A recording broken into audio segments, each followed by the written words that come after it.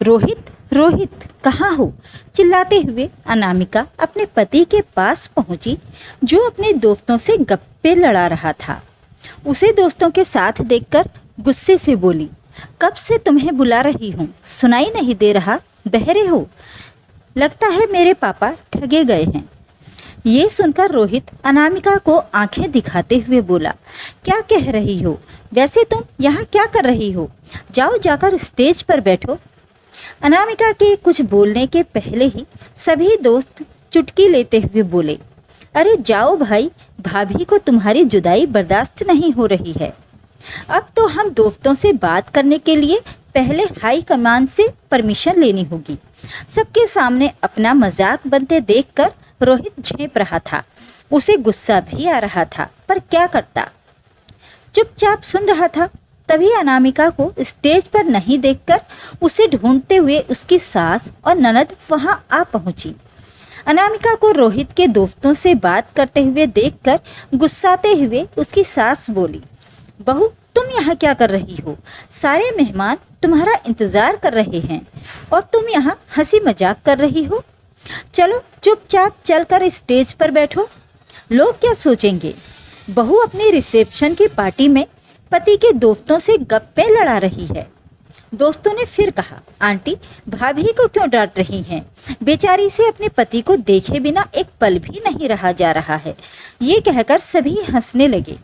साथ ही में कुछ मेहमान जो इनको ढूंढते हुए वहां पहुंच गए थे, उन्होंने भी ठहाके लगाए।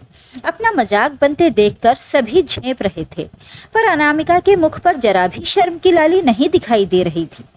देखते ही देखते सारे मेहमान वहां इकट्ठे हो गए। किसी को समझ नहीं आ रहा था कि यहाँ हो क्या रहा है। रिसेप्शन के लिए बने स्टेज की जगह पूरा परिवार यहाँ क्यों इकट्ठा है?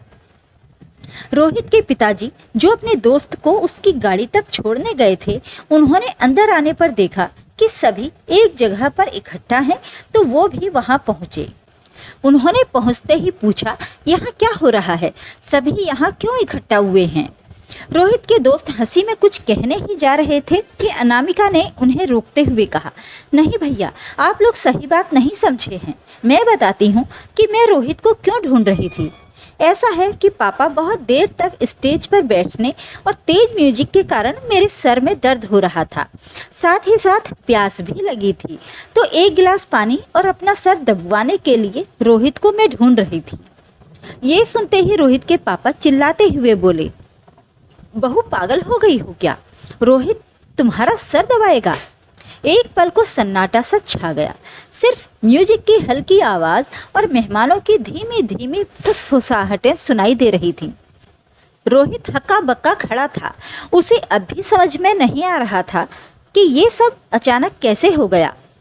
वो तो सोच रहा था कि आज रिसेप्शन के दिन सब हंसी खुशी बीतेगा, लेकिन अनामिका के तेवर कुछ और ही बयान कर रहे थे।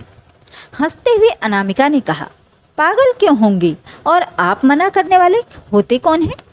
क्या मेरे पापा ने आपकी मांग के अनुसार पूरे पैसे नहीं दिए थे?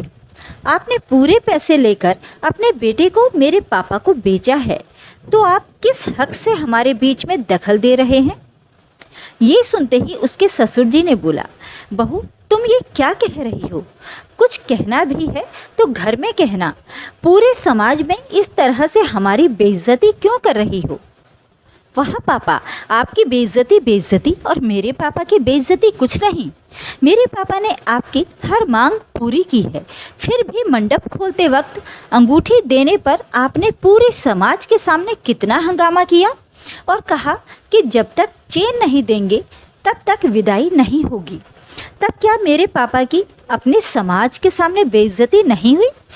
अब अपने वक्त इज्जत याद आ रही है।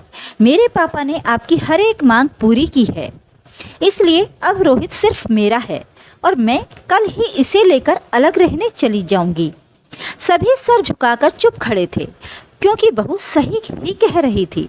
भीड़ में कुछ महिलाएं अनामिका की बातें सुनकर सिर हिलाने लगीं। किसी की हिम्मत नहीं हुई कुछ बोलने की, पर अब माहौल बदल रहा था। रोहित के पिता ने कुछ कहने के लिए मुंह खोला ही था कि एक बूढ़ी महिला की आवाज़ आई, अनामिका ठीक कह रही है। हम अपने बेटों के लिए बहुएं लाते हैं, लेकिन कभी ये नहीं सोचते कि किसी ने अपने कलेजे का टुकड़ा अपना सब कुछ देकर उसे भेजा है, और फिर जब दहेज की मांगों से उसकी इज्जत कुचलते हैं तो सोचते हैं कि हमें हक है। सबकी नज़रें उस महिला पर गईं। वो रोहित की बुआ थी जो अक्सर चुप रहती थी। आज पहली बार उन्होंने सबके सामने अपनी आवाज़ बुलंद की थी। तुम बहुत साहसी हो अनामिका, उन्होंने कहा। तुमने जो कहा वो बहुत सी लड़कियों के दिल की आवाज़ है। रोहित अब कुछ बोलना चाहता था। उसने धीमे स्वर में कहा, अनामिका, तुमने जो कहा वो सही है, लेकिन क्या हम बात को सुलझाकर साथ मिलकर नहीं कर सकते? अनामिका ने उसकी तरफ देखा। उसकी आंखों में अब नफरत नहीं, एक उम्मीद थी। सुलझाना चाहते हो तो पहले समझना होगा, शादी केवल एक रस्म नहीं, एक साझेदारी है। जब तुम हर चीज़ अपने माँ बाप से पूछकर करते हो तो मैं क्यों चुप रहूं?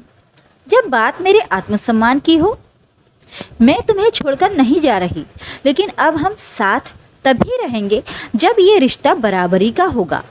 नहीं तो मैं अपने पापा के घर में ज़्यादा सुकून में हूँ। भीड़ में तालियां बजने लगी। कुछ महिलाएं अब खुले दिल से अनामिका का समर्थन कर रही थीं। रोहित की माँ, जो अब तक बस बहू को चुप कराने में लगी थी, चुपचाप बैठ गई। रोहित के पिता ने सिर झुका लिया। आज पहली बार किसी बहू ने पूरे समाज के सामने अपनी बात रखी थी, मजबूरी में नहीं, हक से। कुछ देर बाद स्टेज पर रोहित और अनामिका साथ बैठे थे, लेकिन इस बार तस्वीरों में कोई जबरन की मुस्कान नहीं थी। दोनों के चेहरों पर एक नई समझदारी की झलक थी। रिश्ते के नए अध्याय की शुरुआत हो चुकी थी, बिना झूठे दिखावे के, बराबरी के साथ।